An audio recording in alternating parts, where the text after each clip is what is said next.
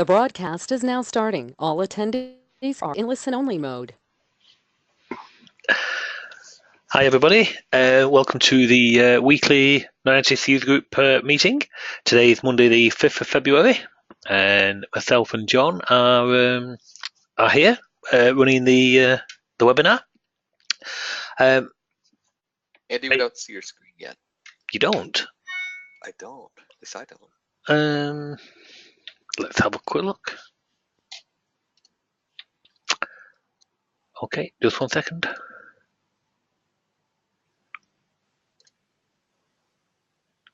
There we go. Yep, you got Clarion? Yep. Okay, sorry about that, everybody. Okay, so yes, as always with any of the user group meetings, feel free to ask questions, suggestions, and so on and so forth, as we do every week. Now, unfortunately, I am going to have to leave the webinar early today. I can only do give or take about 40 minutes, 45 minutes. Unfortunately, and I do need to leave the office early today and send something before finishing for the day. So apologies for that. But the last thing I wanted to do was cancel. So yeah, sorry about that. Before we get any questions, which we haven't got any at the moment, let me give you a quick update on other changes which are in progress. So last week we covered the calendar, and I said we got some changes to the reminders functionality. That is now, I'm pleased to say, it's all but done. By basically by next Monday's webinar, you will have it available for download to yourselves. There is some other changes from last week, so if I just run this, you can see there's a window what comes up. Now that window is local to the application, but you could have that as a built-in. That is the look and feel of the actual Noyantis built-in reminder window. All the properties of it, the wording for hours and overdue, the wording for snooze all, and so on and so forth. So I've changed here to say mins instead of minutes. They're all customizable. So for multilingual and so on and so forth, that you are covered for all of those. But one of the changes they did from last week was this last week was basically running on the main application thread. It wasn't an MDI window, which I thought it was fine, but basically I did the changes, we demonstrated them last week, and so on. And in this, because the forms in this window aren't MDI, you was fine. But when we put it into a live application, where your normal update forms were MDI child windows, as they normally are, then we got, of course, an MDI issue. And through basically a few back and forth exchanges and so on and so forth, and ideas being bounced around, I've reworked the code. So now this is running on its own thread, but it's still taking all its commands, all its data, and passing the commands back to the main application reminder. So basically, we've got our main app frame here. There is a calendar control attached to the main app frame. You don't see it. It's purely there to run its reminders. So just let me stop and start it so you can see that re-trigger. So yes, that's running on its own thread now, but being controlled from the app frame and talking back to the app frame. So what we would do is we might say, okay, let's just dismiss that one snooze that one for 1 minute. Then I'll go off and I will actually go onto another thread, and I could be working away and so on. And we'll just wait a few seconds and let that one basically kick into life. So we'll just see that, just give that 1 second. Well, sorry, a few seconds. So that is basically, it goes without saying that makes it so much better and much more usable in your applications and in live applications and so on and so forth. So just needed a bit of the work, bit of the code reworking to make it work in that manner. And the beauty of that is, if we press the open, we could actually press open on this. So we've got that going there, and open, And of course, that could be an MDI child window as it normally would be, and you can go off and call your normal thread. Your normal update form. So we're over here. We could be working away, just waiting for this reminder. There we go. It's just rebuilt the queue because another reminder was just triggered. It deselects anything you was currently on purposely because it's just rebuilt it. It could be rebuilding in a different order. So we deselect, which then disables the relevant options and then leaves it for the user to go off and reselect. So like I say, the update templates will dismiss that, close that, and if I go into the actual reminder window, we can see that I've just dismissed the reminder on that one, and it's still got the reminder on there. And in this window, we've actually got this and the code jot one working, purely for comparison reasons. So we can see that one there, close that, and there's the built-in code jot one. So that gives you basically a lot of options on the new reminders. So the only thing literally left to do is this particular window that you see here now. This will be the look and feel of the built-in Noyantis reminder window. You can control the icons, what go on these, and as I say, you can control all of the wording and so on and so forth, even down to reminder or reminders, the plural of it. So you've got full flexibility of all that. Any questions? I can see one on calendar actually off Kevin. Timeline mode. Any updates changing status? A timeline mode. Kevin, I don't think that. I think you mean report control, not calendar. Just let me open the mic. Hi, Kevin. Hey, good morning. Yeah, I put the word report after it. Yeah. Oh, yes. Sorry. Yes, I did. Yeah. I'm sorry about that. So yes, basically, no.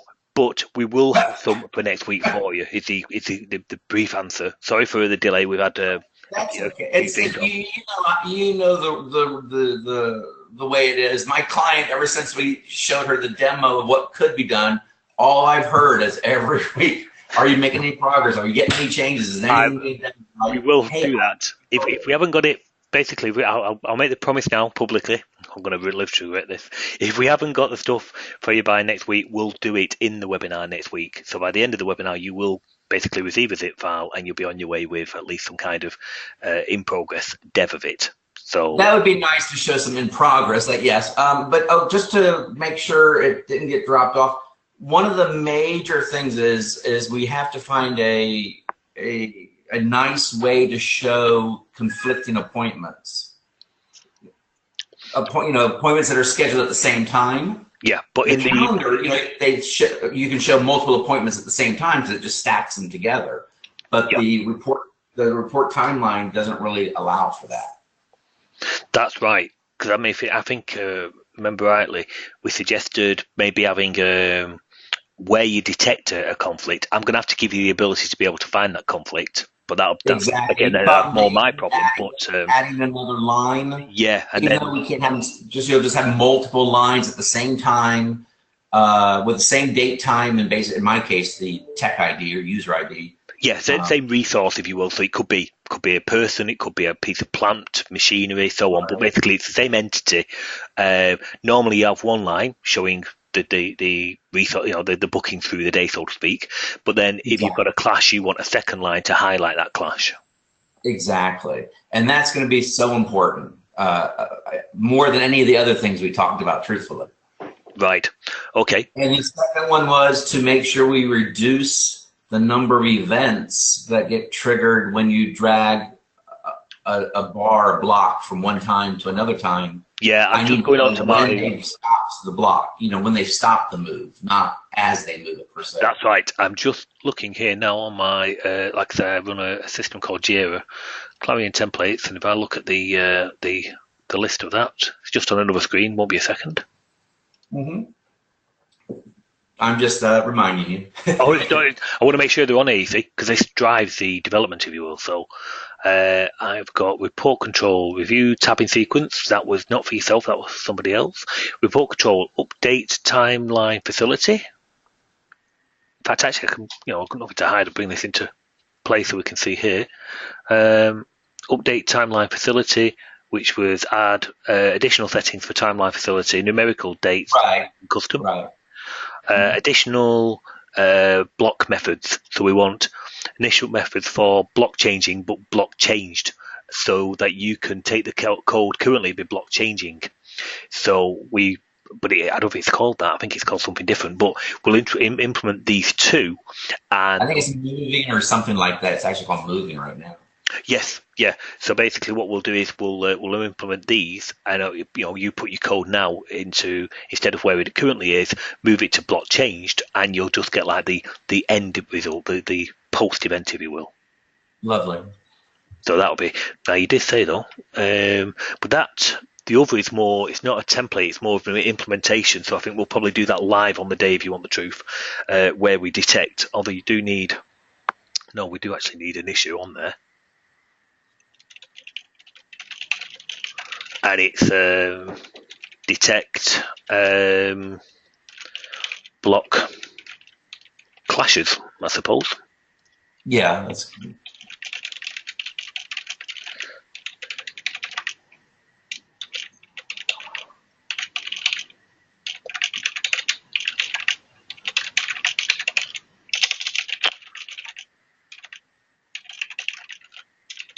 Yeah, even if you ended up just adding a basic, you have date, time, resource, and a sequencing number that you automatically just sequence it. Yeah.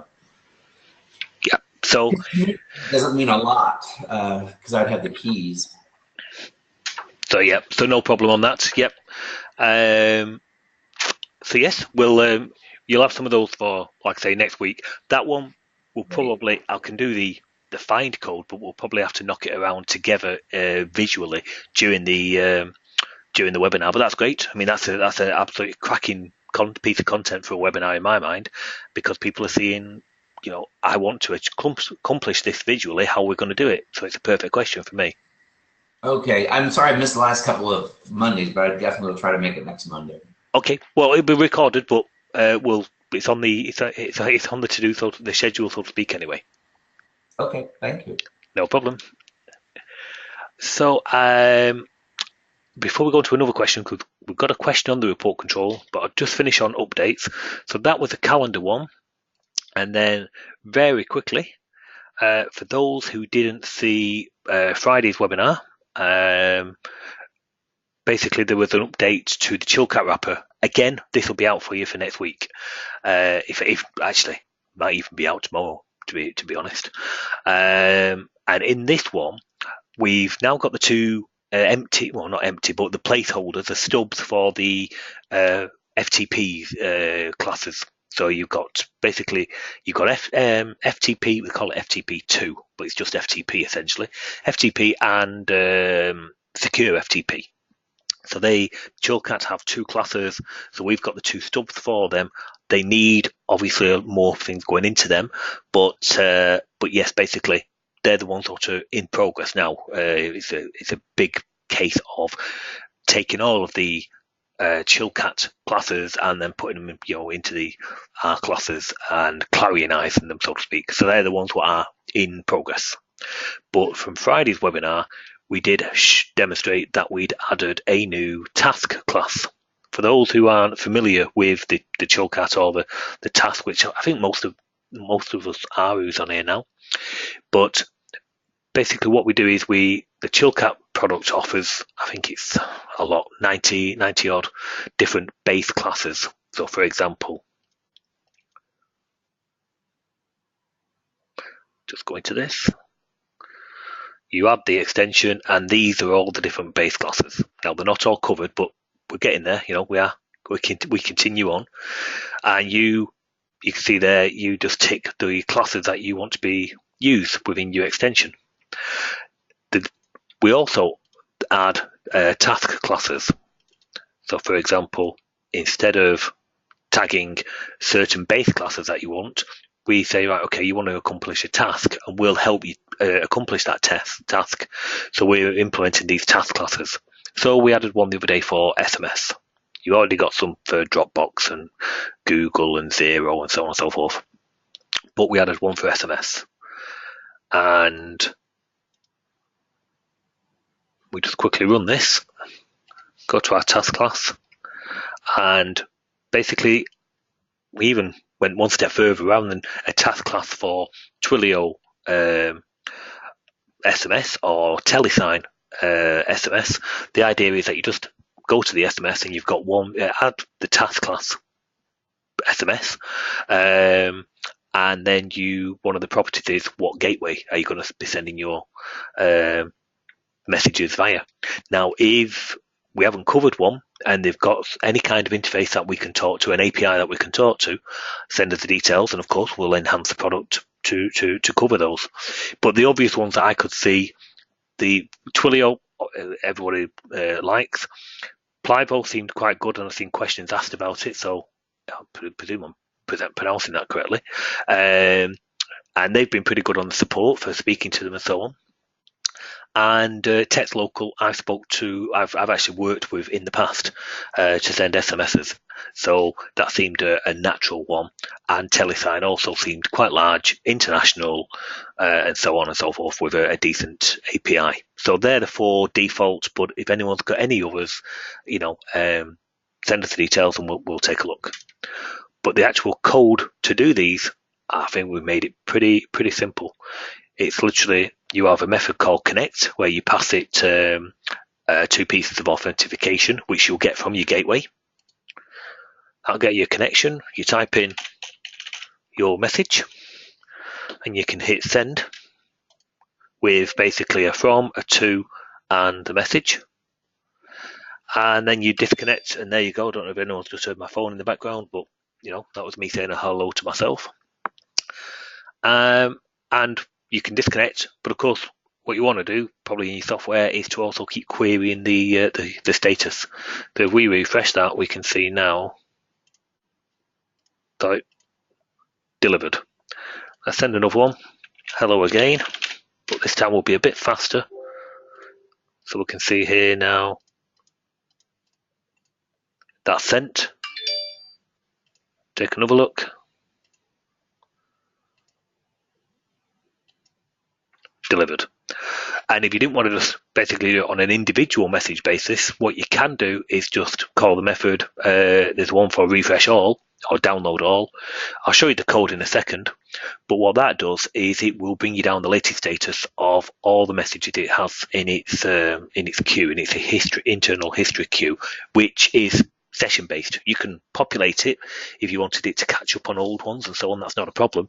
But as you are going through sending messages throughout the day, then it would basically know of what it's done and be able to automatically bring down those status updates.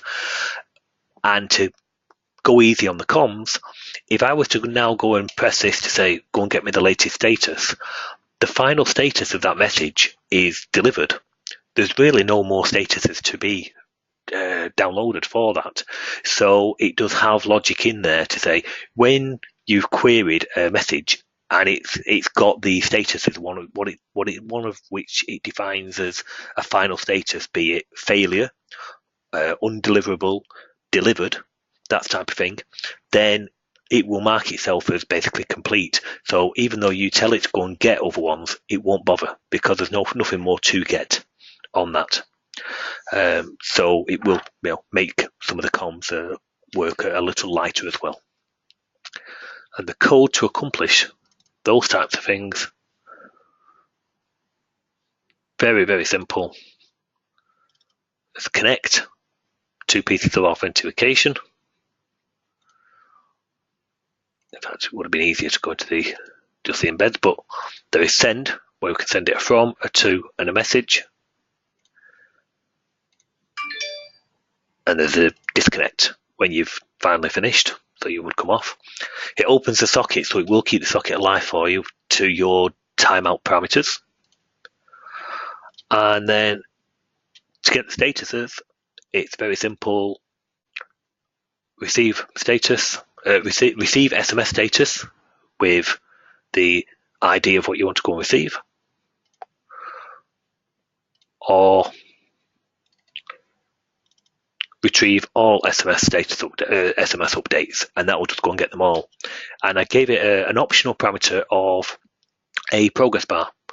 So if you called it with a progress bar, then what it would do is it would unhide it, basically update the progress bar as it's going through, getting the statuses, and then hide it once it's complete. So you don't even have to put that code into your apps for you. It will do it automatically. And last but not least is, as well as sending single messages, what you can do is, let's just see this one in action. What you can do is basically populate some queue. Again, connect, send. So it's just sent. We can see the different statuses, and we'll just go refreshing these. So some have delivered, some more. There you go, all done. So you can send straight from a queue as well to make it really easy for you. Any questions on the SMS task class? Nope, that's good then. So now we've got a question on the report control. So I'll just open up. Oh, hang on. Marty is with one. Is a receive. Marty. Hi, Marty. Hi, Andy.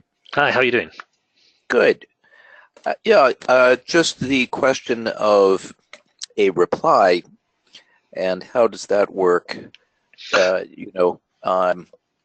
If a text goes out, this is managing the one-way out messaging capacity. On the return capacity, right? If they were to respond, I know that's totally different, but just didn't know if there was something coming on that or how that even gets managed. There is. Basically, I had a look at we got asked the same question, so it's a very good question actually. Looked at the APIs, obviously for sending being the obvious choice to start with. And they're done quite happy with those. Looking at the receive parameters and basically the interfaces. Now I know I've seen them for some, like the I think Plivo, and for text local and so on and so forth. I just need to get what the actual URL is. I started to look at it for Twilio. They have a particular facility where you have to put a public little.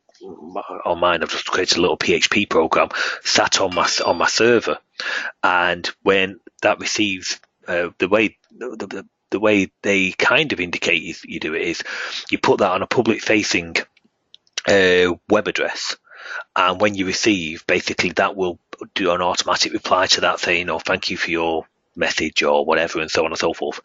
I don't think we need to do all that.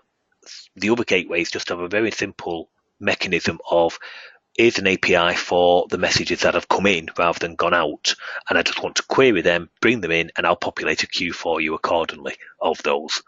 So it's just getting that for Twilio. I can see them for the others, so as I do the others, the receive will probably go into that first, if you want the truth.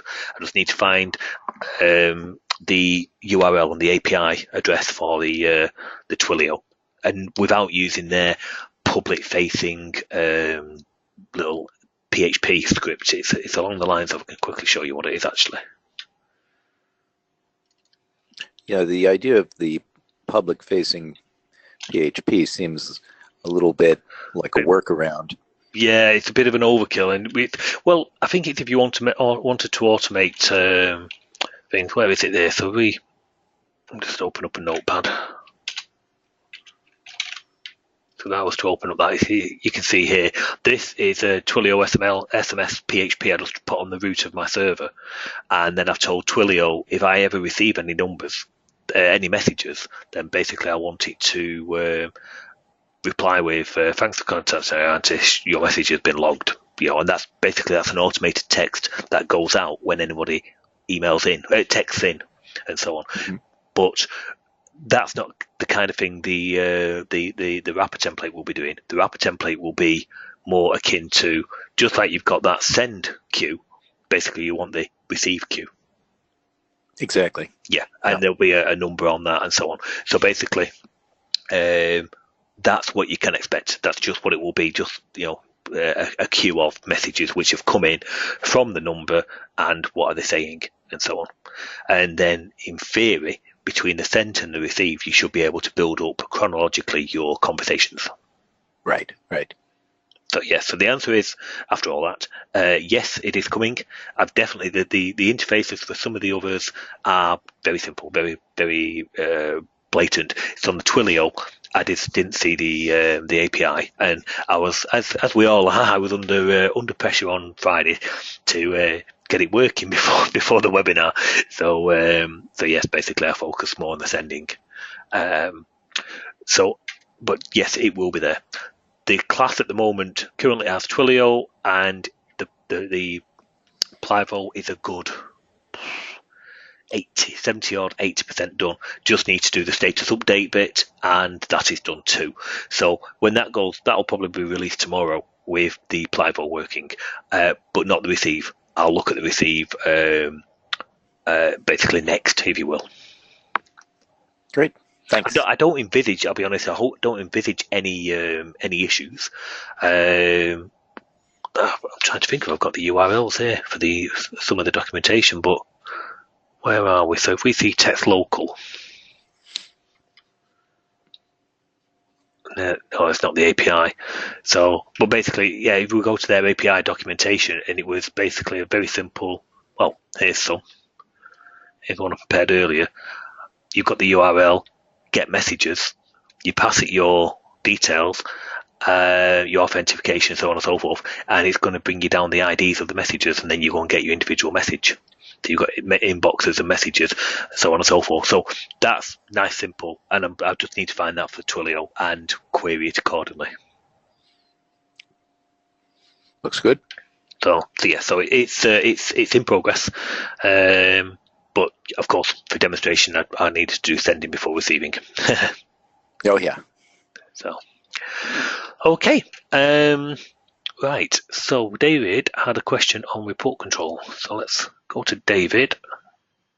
Try to cover as much as we can in the short time we're going to have today. So David, your mic should be open. Hey, Andy. Hi. How are you doing? Good. Mine should be a pretty easy question, I think. But, okay. I'm usually using the report control like as an enhanced report control, so we've got a table. Okay, yep. Existing browse kind of thing. Mm-hmm. But I've got a situation where I've just got information that I'm trying to import. So I'm importing it from a clipboard, and I just need to hold it, in the report control so they can review it, and then I'm posting it from there. Yep. And so I'm kind of trying to look at what's the simplest, like if I don't really have a table. Okay, no, let's cover an example of that very quickly. And hold it there temporarily, so I can. The good news is that it's an easy question and it should be an easy answer. So I like that. So let's have a quick look. I'm just opening a folder so we can bring an example in for today. That's what I was wondering too. Is there an example I can? Oh, there's loads. Yeah, in the example app. Yeah. So. In fact, if you combine what we basically the example app, but then also what we're covering today, and then from a recording point of view, watch it back, then you'll get the best way and the fastest way of populating it. Okay. Got it. So.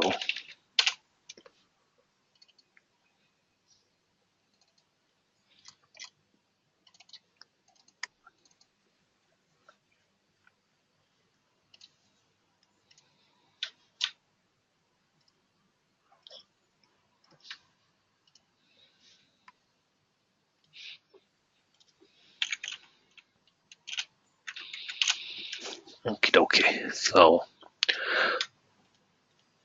in any of these which are marked, the starting one I would always go is one that says simple. So if you have a look for simple, that's the report control standard. No, not that one. Simple. Now, the actual way of loading here is quite an older one actually. So I'll give you the basics, but then show you how you can do it easier. If you wanted to, that is. Obviously, you need to give it some kind of definition. So this is going to have 3 small columns, just 18, I think I even put an icon on the header, do I, somewhere? I think I do somewhere. Basically, importance. It's just like emails, if you will. The class, and has it got attachments, and then your content, so a from with some wording, and you can just give it the usual characteristics you would want. So, okay, this is going to be 130 pixels wide, and it's just default content. You don't need to say it's whatever. You're only really going to show it for demonstration anyway, for, like I say, to hold the data. So you give it a selection of columns. We see that in action. And then we'll cover the add row so you can see what it actually does. Because that is one of the side things here. So even though I'm importing it from the clipboard, they still want to be able to modify it. So okay, so you can put edit in place on it afterwards. Okay. Yep, you can put it in edit in place. So here's the one, this simple list. So we can see they're the columns: importance, class, attachment, and we've got from, subject, those type of things. So now we want to look at how we're getting this data in there. So you can define, I don't know, in your clipboard, is it just one piece of information, or is it two or three? Are you going to put it into 2 or 3? Like 4 or 5 columns. 4 or 5 columns. Okay. So you would have possibly something like these. So you've got that. Check being paid. So it's check number, amount, order number, that kind of stuff. So let's just focus on these two. So we've got a postmaster and a Peter Parker. So very crudely in this, only for demonstration purposes, I think there was a thing at the end of the window in it, what probably said something like load data. Yes. Oh, do load data. Okay. And in the load data, basically all it would do is call the add row, or there was a local procedure. So it passed it various different parameters. Now, what you'll see next will probably scare you a little, because what you're actually doing is you're telling the report control to add a row. You don't want it to repaint it there. Basically, the parameters are the row ID, and you want it to refresh. So every row has to have a unique ID. Now it's perfect. If you're passing some kind of thing out of your clipboard, your row ID can literally be some kind of counter. Yeah, So it's unique. So there you go. 1 to n is uniqueness. So that can be your add row. We don't want it to repaint, which is that refresh. So you're going to go off, do your parsing, and at the end, that's just a function, but at the end of that, what you would do is something along the lines of populate. So that's your fastest. So you can say, you will want to delete all rows and all as well. Sorry, I should say. So let me get that correct code for you.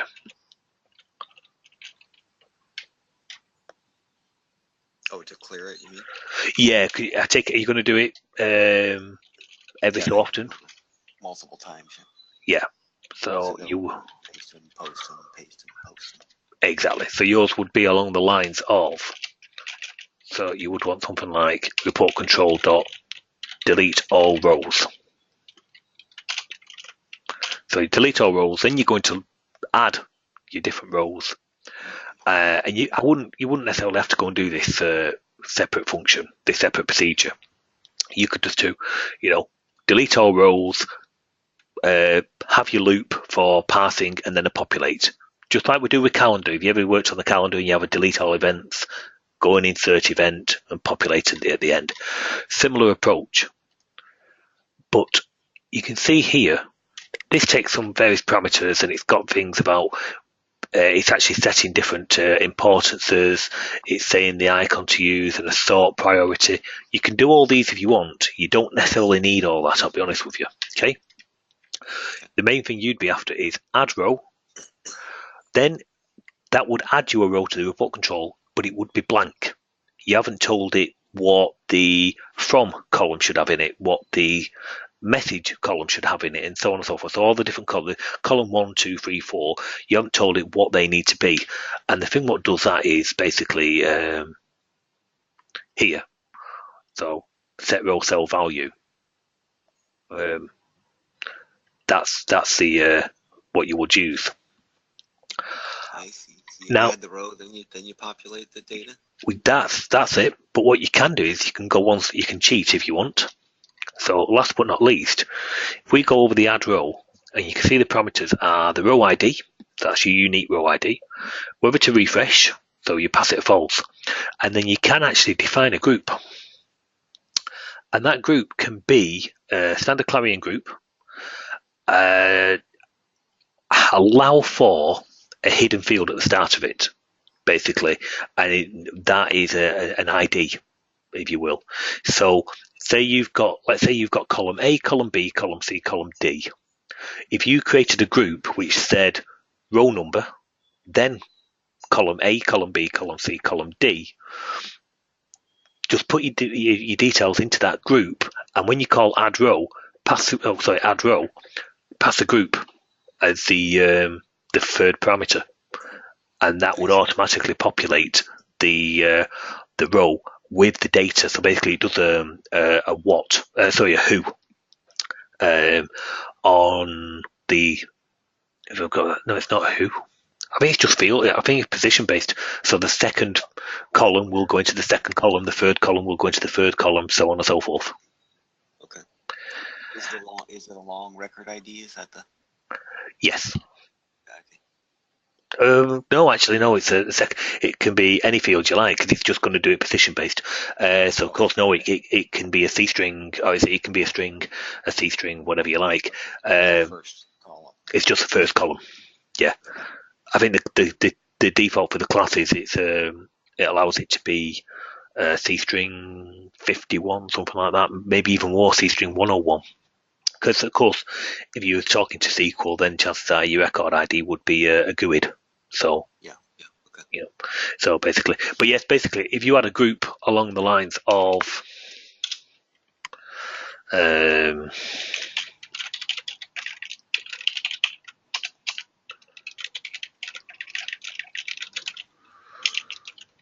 or in yours, actually, it'd just be a counter long. Maybe it's just a straightforward counter. Yeah, it's just and then field 1, field 2. column A, yeah, and whatever data you wanted to go into it, so on and so forth.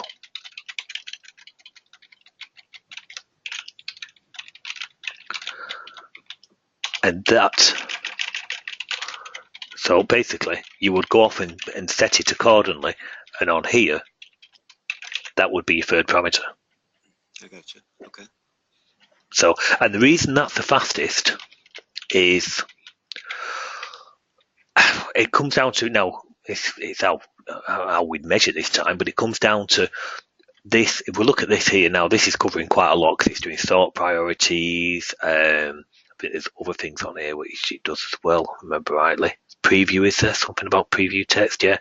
So also row bold. So there's all different things it does, which is a massive overkill for what you need. But it would be along the lines of each one of these would go and set that. Now it's not going to display it on the screen, but it is going to cause events to go and trigger within the OCX. So you can imagine all these going quite often. By passing the group, what it will actually do, and I think John did some timings a while back, by priming the group and passing that, behind the scenes class takes that, process it all in one hit, talks to the OCX in one hit, and the amount of callbacks you get, so basically the amount of processing you're doing is a lot less. So it's actually your fastest way of getting the data into the report control. Okay. Because what that do? Yeah, sorry. If you want to, well, I guess if you want to change it, do you just get the row again and then do the sets? If you wanted to change one particular one, yeah. Well, I mean, it depends if it's larger the amount of data. If it was larger amount of data, then you might want to, optimize it so you're only going to change the ones which have changed and so on. But that would literally be along the lines of there. So if you knew it was already in there, it would be set row cell value. Pass it the ID of the row, the ID of the column, and the data you wanted to go and change. Okay. One quick point to mention on that then would be if you, I don't know if any of them would be dates, what you're going to put in there. Yes. Okay, so that's we're quickly mentioning that. Let's say that's a date. Now, if you every cell, and each one of these, basically the from is a cell, if you will. Imagine it as a spreadsheet. You would have columns and rows, and each one would be a cell. Now, each one has a value, but it also has a caption. Visually, it's a caption you see, but behind the scenes, the sorting is performed on the value. So for undeliverable text, you can just say set the value, and if the caption isn't set, it automatically uses that as a caption because that's visually what you'll see. But if it was a date, you'd want to set the value to a Clarion date, but set the caption to the formatted Clarion date. So the user sees 28th of January 2018, but from Clarion's sorting point of view, literally from a sorting point of view, you'd want it to go and sort in the Clarion date, which is numeric. I gotcha. Okay, so separate the caption from the value itself. Yeah, if you don't set a caption, one's the formatted, one's the data. Exactly. Yeah. Okay. Caption's the one you see. Value is the one what's used for sorting and grouping and so on and so forth. Okay. If you don't set a caption, it automatically uses the value. Okay, which for strings and stuff would be fine, but for exactly. Yeah. And then there, if you want to loop through the, like, so they're all done, you want to get your data back out of there. Okay. Yeah. Then last but not least, because you've obviously got your number of rows. So let's just bring that in so you can see what the class is. You've got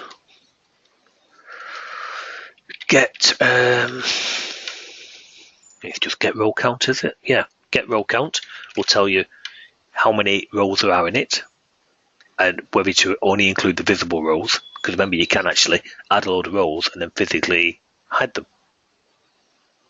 Oh, I see. Okay. So the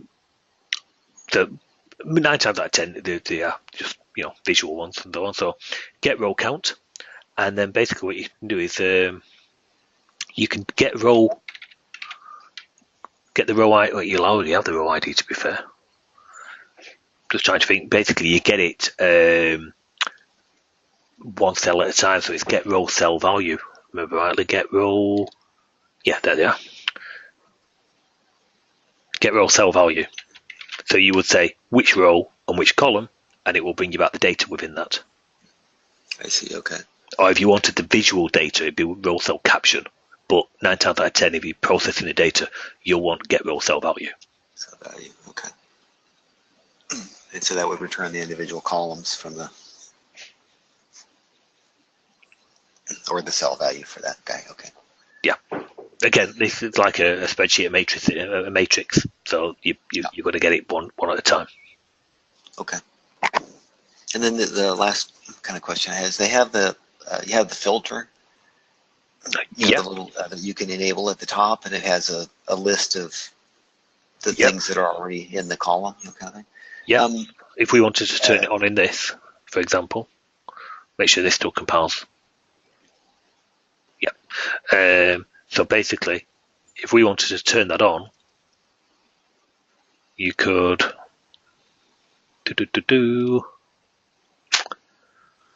inline controls the filter. There it was. Yep. And we will, just to make it stand out, we'll give it a background color. Now,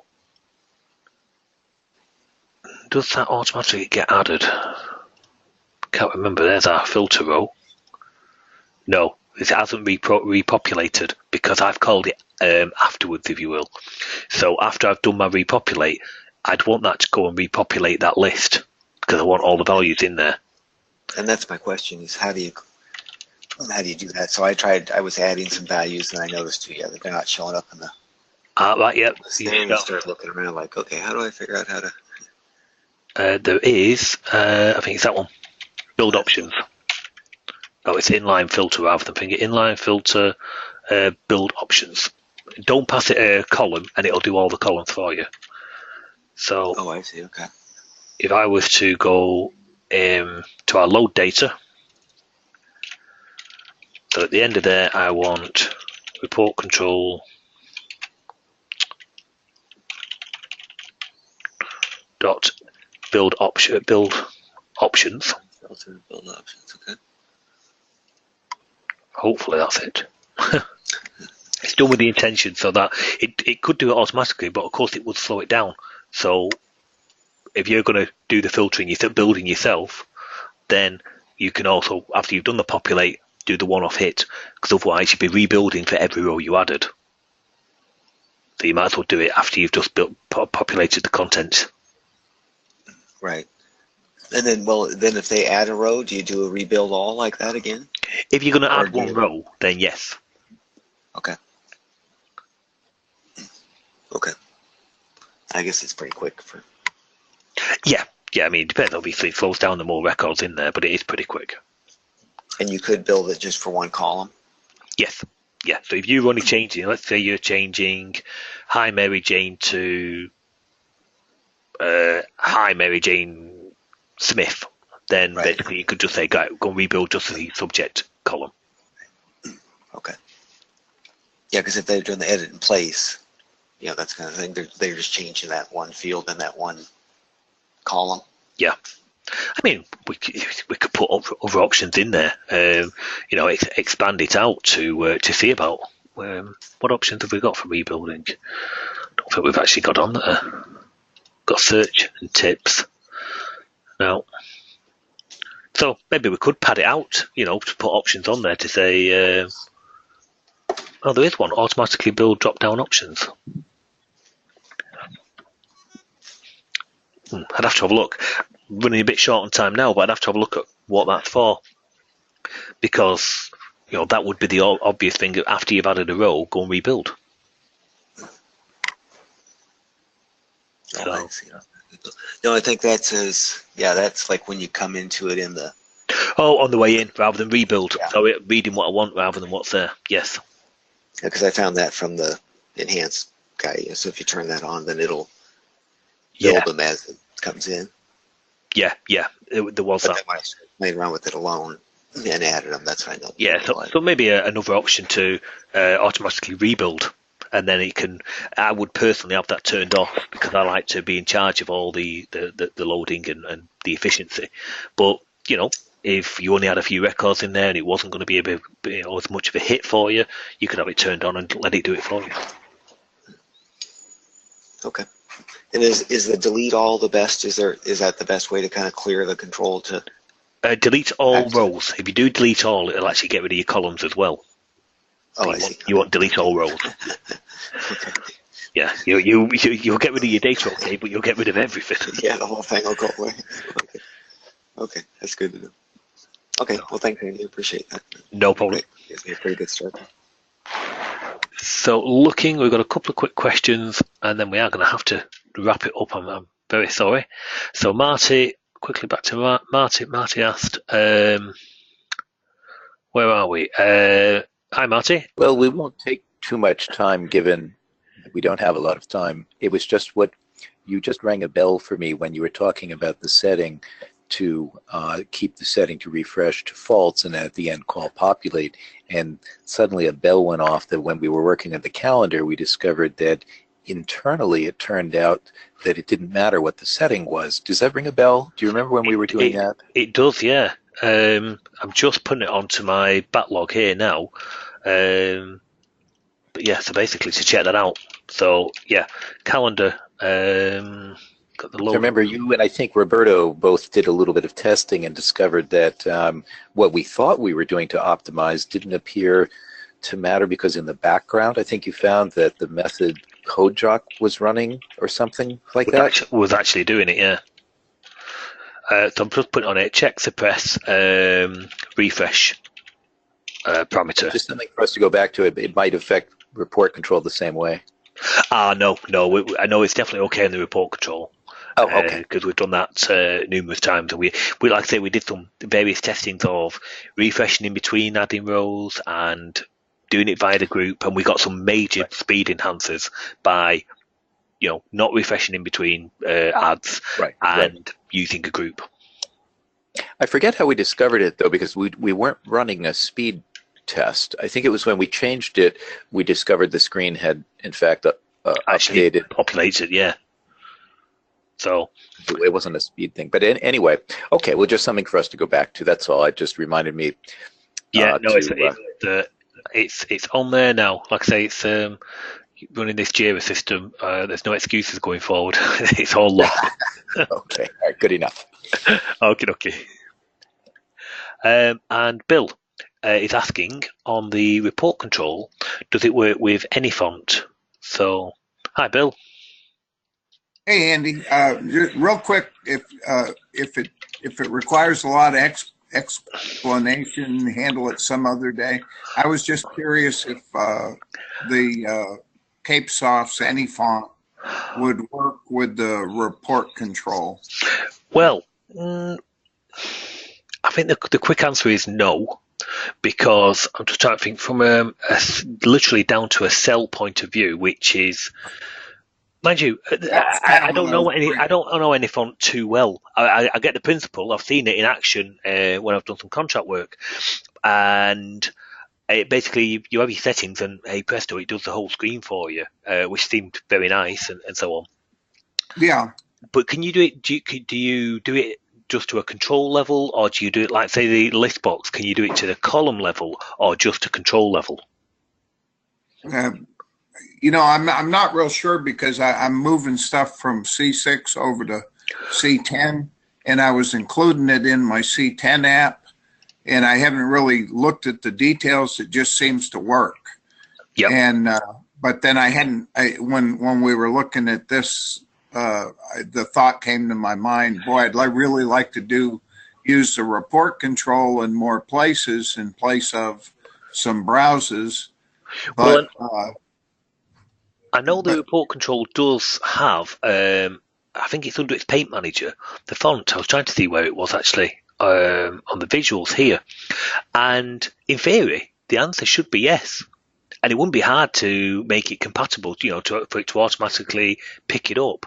So just let me have a look at report control. Probably a line of code somewhere to just change the font size that would adjust the columns. It'd be along the lines of there, because I know I've put methods in for all of this. So you've got caption font. Now that doesn't do it. You've got this matrix and you've got the columns and the rows. It doesn't do it down to individual cell, although I think you can do. But it takes a default. So that's really what we'll be after there. The caption for color, and all these methods are in the report control class. So these are already done. So to basically put the hook between the two really shouldn't be hard at all. So if I just try one quick line here. You don't have to do it today, Andy. Like I said, it was just a thought. Well, it wouldn't be the thing, but I just wanted to prove so that I can answer something. Okay. But yes, set paint manager property, and I'm guessing it would be now. How do they do there? Let me just pull that text over there rather than keep something I do already. I'm sure I do. Font dot. I think he saves it in an INI file somewhere, but. So if I said something like caption font, and oh my days, I'm a bit out of now.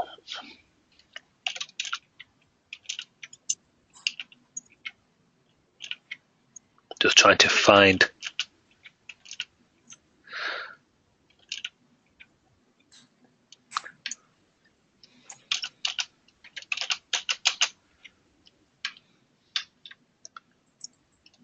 Is it caption font?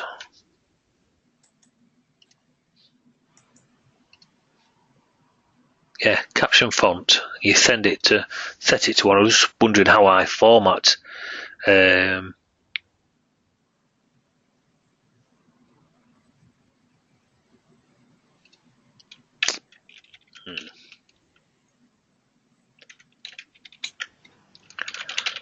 set.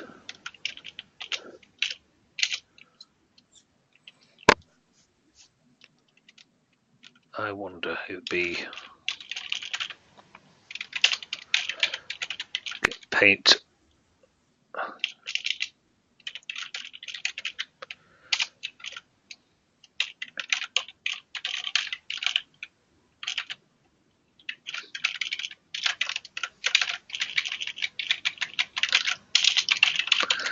Something along the lines of get paint manager properties. So you get the font as the first parameter.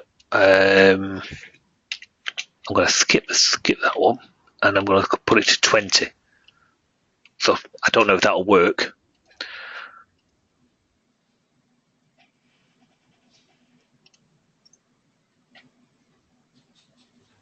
No, I've missed something out, obviously. Set paint. You can pass it the. You pass it. Oh, you pass it the object, so it's not that. Pass it the object, then nothing, then font. Right. No, hang on.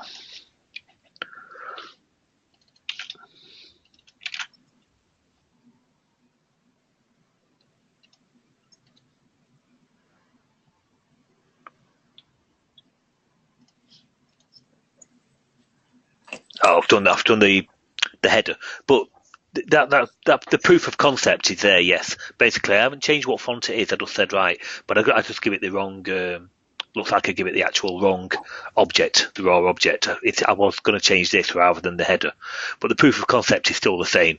So the answer is yes, as long as the settings can be get from the new settings can be gotten from any font, which I can't see why they won't be. Then it's just a matter of basically marrying the two up. I'll create a new method if need be to say, apply any font settings. And as long as it can go and get the class, the any font class, then it can go off and read what they are and apply them accordingly. Yeah, no, that'd probably be okay. Yeah. Yeah. So I can't see why.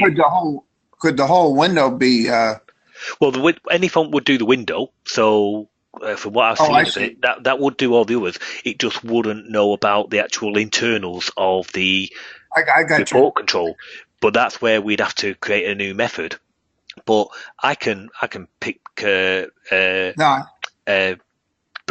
brains on that and just say, okay, I need a hook point for this, and where do you store your settings, and then just read them and apply them accordingly.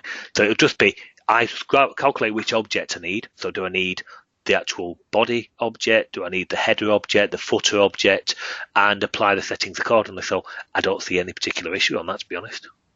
Okay, well, that's really all I needed to know. Thank you. No problem. Okay, well, we've actually gone a little over, but I should still be okay. If there's no other questions, unfortunately, I'm going to have to cut it a tiny bit short today. So sorry about that, everybody. Any other quick questions before we go? Nope. Okay, well, thank you, everybody. Apologies for cutting it short, and I shall see you all next week. Okay, thank you very much. Thanks, Andy. Bye.